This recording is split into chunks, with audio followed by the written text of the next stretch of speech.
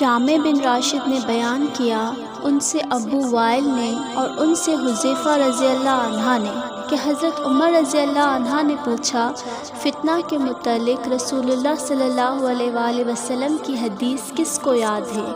حذیفہ رضی اللہ عنہ نے بیان کیا کہ میں نے سنا ہے آپ صلی اللہ علیہ وآلہ وسلم نے فرمایا تھا کہ انسان کے لیے اس کے بال بچے، اس کا مال اور اس کے پڑوسی فتنہ آزمائش و امتحان ہے، جس کا کفارہ نماز، روزہ اور صدقہ بن جاتا ہے۔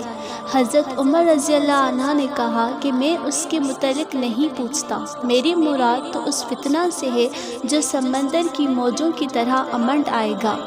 اس پر حذیفہ رضی اللہ عنہ نے کہا کہ آپ کے اور اس فتنہ کے درمیان ایک بند دروازہ ہے، یعنی آپ کے دور میں وہ فتنہ شروع نہیں ہوگا۔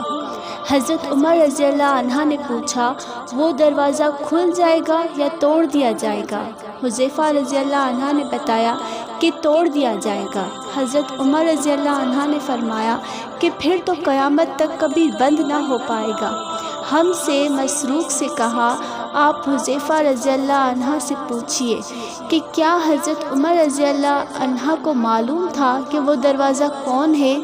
چنانچہ مسروق نے پوچھا تو آپ رضی اللہ عنہ نے فرمایا، ہاں بالکل اس طرح انہیں علم تھا جسے رات کے بعد دن کے آنے کا علم ہوتا ہے۔ سبحان اللہ۔